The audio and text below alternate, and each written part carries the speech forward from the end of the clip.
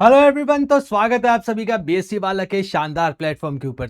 आज के इस वीडियो में मैं आप सभी को बताने वाला हूं कि बीएससी के बाद रेलवेज में क्या क्या अपॉर्चुनिटीज होती हैं सभी स्टूडेंट्स के लिए।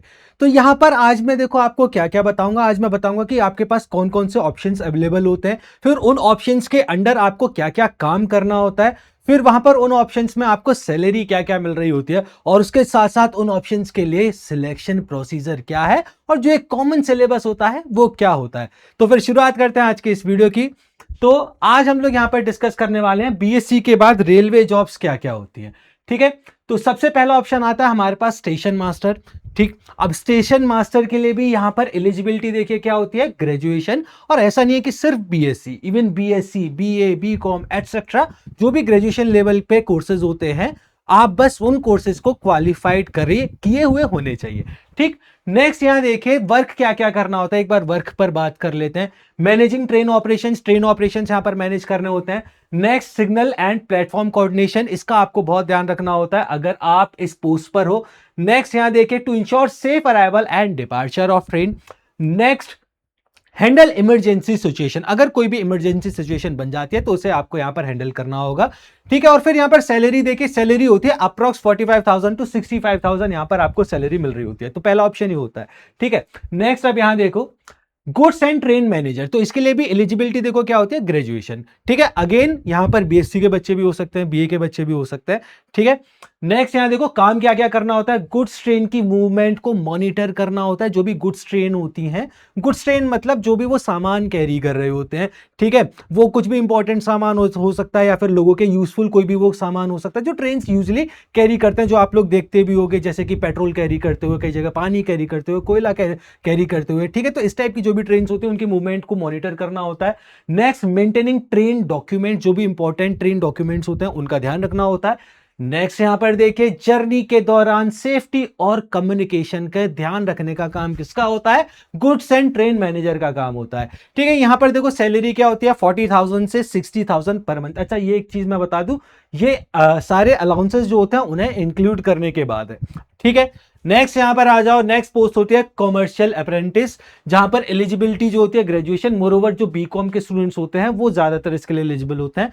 तो यहां देखो काम क्या क्या करना होता है, रेलवे के जो कॉमर्शियल डिपार्टमेंट होता है उसके अंदर यहां पर आपको काम करना होता है। उनके जो डॉक्यूमेंट्स होते हैं उनका ध्यान रखना होता है, डॉक्यूमेंट्स के ऊपर वर्क करना होता है। और भी यहां पर मैं वर्क बता देता हूं, जैसे कि टिकटिंग, पार्सल सर्विस और पैसेंजर फैसिलिटीज का आपको यहां पर ख्याल रखना होता है।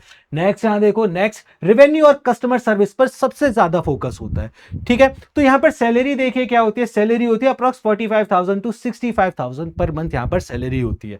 ठीक, तो नेक्स्ट यहां पर देखो नेक्स्ट पोस्ट क्या होती है, जूनियर अकाउंट असिस्टेंट कम टाइपिस्ट, जो जिसे शॉर्ट में जेएए कहा जाता है।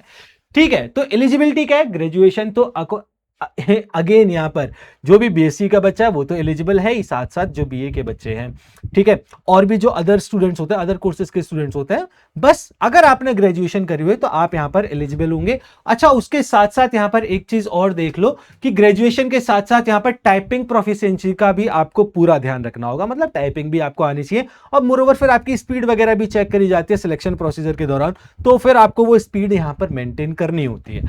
ठीक, तो काम क्या करना होता है, अकाउंट्स मेंटेन करना, जो भी रेलवे के अकाउंट्स होते हैं उन्हें मेंटेन करना होगा आपको।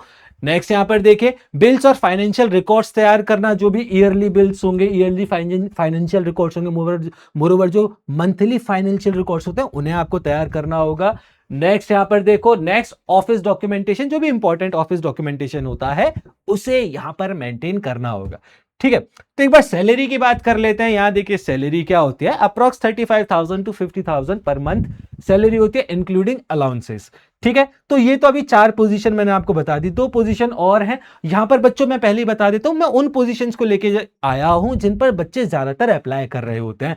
ठीक है, और भी बहुत सारी पोजीशन होती हैं, तो उनके रिगार्डिंग मैं एक सेपरेट वीडियो जरूर आप सभी के लिए लेकर के आऊंगा। लेकिन अभी मैं उन पोजीशंस को लेकर के आया हूं जहां पर ज्यादा से ज्यादा नंबर ऑफ स्टूडेंट्स अप्लाई कर रहे होते हैं। ठीक है, एक वीडियो में उसके लिए भी लेकर के आऊंगा जो जहां मैं बताऊंगा कि स्पेशल जो बीएससी साइंस के स्टूडेंट्स होते हैं वो कौन कौन सी पोस्ट के लिए अप्लाई कर सकते हैं, तो उनके लिए भी स्पेशली मैं अलग से वीडियो लेकर के आऊंगा। ठीक है, अभी तो इन पोस्ट पर हर कोई अप्लाई कर सकता है, चाहे आप बीएससी साइंस से हो या नहीं हो। ठीक है, तो नेक्स्ट अब यहां देखो सीनियर क्लर्क कम टाइपिस्ट। ठीक है, मतलब यहां पर ग्रेजुएशन तो आपकी होनी चाहिए, उसके साथ साथ फिर टाइपिंग प्रोफिशिएंसी भी यहां पर आपकी अच्छी खासी होनी चाहिए। ठीक है, तो अब यहां पर देखिए काम क्या क्या करना होता है। ऑफिस एडमिनिस्ट्रेशन में यहां पर आपको वर्क करना होता है। नेक्स्ट यहां देखिए फाइल्स और रिकॉर्ड्स मेंटेन करने होते हैं। जो भी इंपॉर्टेंट फाइल्स होंगी या फिर जो भी इंपॉर्टेंट रिकॉर्ड्स होंगे वो सारे के सारे आपको मेंटेन करने होंगे। नेक्स्ट यहां देखो ऑफिशियल करस्पॉन्डेंस का आपको यहां पर पूरा ध्यान रखना होगा। ठीक है, तो सैलरी यहां देखिए क्या होती है, सैलरी होती है approx 35,000 per month to 50,000 per month यहां पर सैलरी होती है बच्चों। ठीक है, क्लियर है। अब एक और जो लास्ट की इंपॉर्टेंट वैकेंसी है या फिर इंपॉर्टेंट पोस्ट होती है वो होती है traffic assistant. Eligibility again graduation. Next यहां पर काम भी मैं आपको बता देता हूं कि काम क्या क्या करना है। तो ट्रेन ट्रैफिक को मेंटेन करना पहला काम। दूसरा इंपॉर्टेंट काम कंट्रोल रूम में ट्रेन मूवमेंट कोऑर्डिनेट करना। कंट्रोल रूम में वहां पर आपको पूरी तरीके से अपनी उपस्थिति दिखानी होगी और उसके साथ साथ वहां पर ट्रेन मूवमेंट को कोऑर्डिनेट करना होता है। ठीक है, नेक्स्ट स्केड्यूल मेंटेन करना। जो भी स्केड्यूल होता है ट्रेन का वो आपको वहां पर मेंटेन करना होगा। ठीक है, और उसके बाद सैलरी कितनी होती है, approx 40,000 per month to 50,000 per month यहां पर सैलरी होती है। तो यहां पर आप देख सकते हो जितनी भी पोस्ट या फिर जितनी भी यहां पर मैंने वैकेंसीज आपको बताई हैं वहां सैलरी जो है अप टू 50,000 पर मंथ होती है। मोरओवर 35 टू लेकर 50,000 पर मंथ वो सैलरी वेरी कर रही होती है। ठीक है, तो यहां पर एक और इंपॉर्टेंट चीज की बात कर लेते हैं कि सिलेक्शन प्रोसीजर क्या होता है भाई, क्या होता है सिलेक्शन प्रोसेस। तो यहां पर मैंने एक कॉमन सिलेक्शन प्रोसीजर रखा है कि मतलब जो ज्यादातर स्टेप्स फॉलो होते हैं। ठीक है, अदरवाइज फिर जो भी वैकेंसीज आती है उसके साथ तो फिर ब्रोशर निकल के आता है, वो ब्रोशर पढ़ के पूरा सिलेक्शन प्रोसीजर आप समझ सकते हो। ठीक है, यहां जो एक कॉमन जनरल सिलेक्शन प्रोसीजर होता है वो मैंने यहां पर रखा हुआ है। तो पहला स्टेप होता है सीबीटी 1, कंप्यूटर बेस्ड टेस्ट होता है, सीबीटी 1 होता है। फिर सीबीटी 2 होता है यहां पर। ठीक है, सीबीटी 2 के बाद फिर यहां देखो स्किल टेस्ट होता है, टाइपिंग टेस्ट होता है, लेकिन ये कुछ ही पोस्ट के लिए होता है जहां पर ये चीज नीडेड होती है। ठीक है, सिर्फ कुछ पोस्ट के लिए होता है ये। ठीक, नेक्स्ट यहां पर देखिए स्किल टेस्ट के बाद आता है डॉक्यूमेंट वेरिफिकेशन। आपके डॉक्यूमेंट वेरीफाई किए जाएंगे, आपको किसी एक प्लेस पर बुलाया जाएगा। ठीक है, वहां पर आपके डॉक्यूमेंट्स मंगाए जाएंगे, डॉक्यूमेंट वेरिफिकेशन होगा। कई बार ऑनलाइन डॉक्यूमेंट वेरिफिकेशन भी होता है, आपको डॉक्यूमेंट्स अपलोड करने होते हैं। ठीक है, और फिर लास्ट में आपका मेडिकल एग्जामिनेशन भी होता है। मेडिकल एग्जामिनेशन जरूरी होता है, वहां पर आपका पूरा हेल्थ चेकअप किया जाता है और सारी चीजें वहां पर आपकी चेक करी जाती है। तो ये तो हो गया बच्चों सिलेक्शन प्रोसीजर। सिलेक्शन प्रोसीजर के बाद एक बार यहां पर देख लेते हैं कि एग्जाम का सिलेबस क्या होता है। तो अगेन यहां पर मैंने कॉमन एग्जाम सिलेबस रखा है जो कि हमेशा पूछा जरूर जाता है। बाकी जब भी ये वैकेंसीज आती है तो डिटेल ब्रोशर, डिटेल नोटिफिकेशन निकल के आता है, वहां पर आपको आपकी पोस्ट के अकॉर्डिंग पूरा सिलेबस बता दिया जाता है। तो यहां पर एक जनरल सिलेबस की बात कर लेते हैं। मैथमेटिक्स तो हमेशा पूछा जाता है, मैथमेटिक्स हमेशा पूछा जाएगा। Next general intelligence and reasoning के क्वेश्चंस यहां पर पूछे जाते हैं। फिर आ जाता है जनरल अवेयरनेस जिसे शॉर्ट में जीए बोल देते हैं। और लास्ट में यहां पर करंट अफेयर्स। करंट अफेयर्स आपके इस लेवल के किसी भी एग्जाम के लिए तो बहुत इंपॉर्टेंट हो जाता है। ठीक है बच्चों, तो ये कुछ हमारे पास इंपॉर्टेंट वैकेंसीज थी, वहां पर जो भी काम होता है वो मैंने आपको बता दिया। सैलरी क्या क्या होती है वो मैंने आपको बता दी। उसके बाद सिलेक्शन प्रोसीजर क्या होता है वो भी मैंने आप सभी के साथ डिस्कस कर लिया। और जो कॉमन वहां पर सिलेबस होता है वो भी मैंने आप सभी के साथ डिस्कस कर लिया।